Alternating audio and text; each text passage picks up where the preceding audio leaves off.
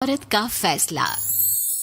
नैतिक मूल्यों से ये कहानी भले ही आपको इंसाफ करती ना दिखे, लेकिन जिम्मेदारियों की नजर से देखेंगे तो शायद कुछ समझ में आए। ये क्या है बहू, सुबह से घर का काम करती रहती है, फिर ऑफिस जाती है और बच्चों में लगी रहती है। फिर ऑफिस क्यों नहीं छोड़ देती, या फिर घर के लिए कोई नौकरानी रख ले।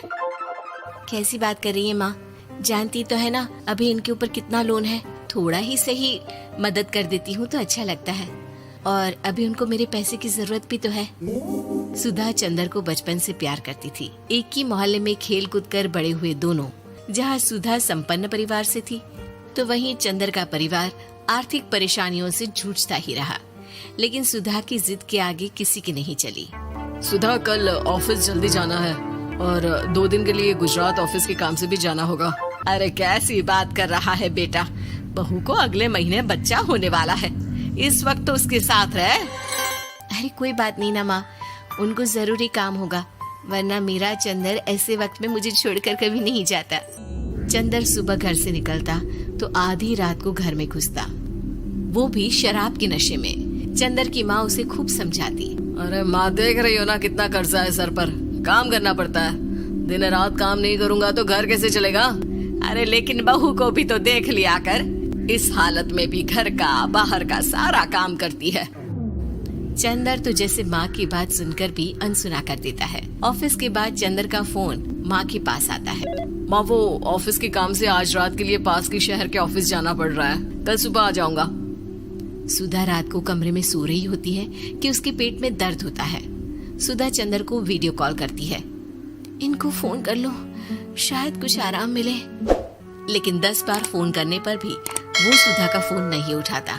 ऑफिस के काम से गए हैं, हो सकता है बिजी हो। कितनी मेहनत कर रहे हैं हम लोगों के लिए। सुधा सो तो जाती है, लेकिन अकेले उसे कमरे में डर लगता है। अगले रोज चंदर घर आता है, जहाँ सुधा ऑफिस जाने के लिए तैयार हो रही थी। तुम आज भी ऑफिस जाओगे?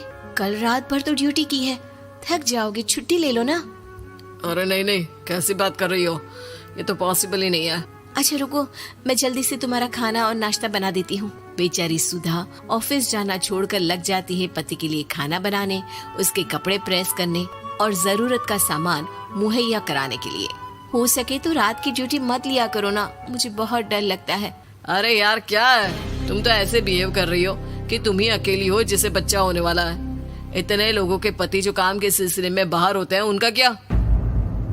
सुधा को चंदर के मुंह से ये बातें अजीब लगती है। अरे हुआ क्या है तुमको? पहले तो तुम मेरा कितना ख्याल रखते थे, मेरे पास रहते थे, मेरी दवा से लेकर खाने पीने तक का सारा ख्याल। और अब इस बार तो तुम एक दफा भी मेरे साथ डॉक्टर के पास नहीं आए, क्यों? अरे पागल हो गई हो क्या? पागल वाली बात कर रही हो। काम धंधा देखो या फिर तुम्हें लेकर टहलता फिरूं। और मुझे शुक्रवार की रात को काम से निकलना है, सोमवार आऊंगा। सुधा को समझ में नहीं आता कि क्यों अचानक से चंदर को फील्ड का काम मिल गया है। लेकिन एक दिन, सुधा, मैं और चंदर जरा एक रिश्तेदार के घर जा रहे हैं, तुम भी तैयार हो जाओ, घर में अकेली कैसी रहोगी। अरे नहीं नहीं, इस हालत में इसे लेकर जाना ठीक नहीं है। अरे लेकिन मैं ऑफिस भी तो जाती हूँ, फिर घर में अकेले। चंदर उसकी कोई बात नहीं सुनता। वो सीधा कार निकालकर माँ को लेकर चला जाता है। सुधा घर के काम में लग जाती है कि अचानक उसकी नजर चंदर के बैग पर पड़ती है, जिसमें एक कागज दिखाई देता है। इनके कागज भी ना इधर उधर फैले होते हैं, एक भी खो जाएगा तो बवाल करेंगे। लेकिन जैसे ही सुधा वो कागज खोलकर देखती है तो वो सदमे में आ जाती है। दरअसल वो कागज नहीं, बल्कि चंदर और उसके ऑफिस में काम करने वाली लड़की चांदनी की गोवा की टिकट होती है। सुधा चंदर के बैग को खोलकर देखती है तो उसे होटल के बिल से लेकर महंगे गिफ्ट्स और दूसरे शहरों के टिकट मिलते हैं। सुधा को समझते देर नहीं लगती कि उसका पति किसी और लड़की के साथ है। चंदर के आने पर सुधा उससे बात करती है। अरे नहीं नहीं, ऐसा कुछ नहीं है, तुमको गलत फहमी हो गई है। लेकिन जब सुधा के सवाल तीखे हो जाते हैं तो चंदर को अपनी गलती माननी पड़ती है और वो सुधा से माफी मांग लेता है। सुधा फैसला कर लेती है कि वो चंदर को छोड़ देगी। बच्चे और सामान को लेकर वो घर से निकल ही रही होती है कि सास उसे रोकती है। कहाँ जाएगी बेटा, रुक जा। चंदर को सुधा का जाना खल नहीं रहा था।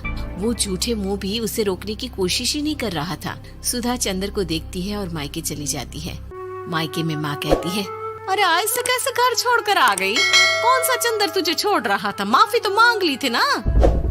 देखो बेटा, बेटी डोली में जाती है और अर्थी में ही निकलती है। पर पापा, मेरा आत्मसम्मान, उसका क्या?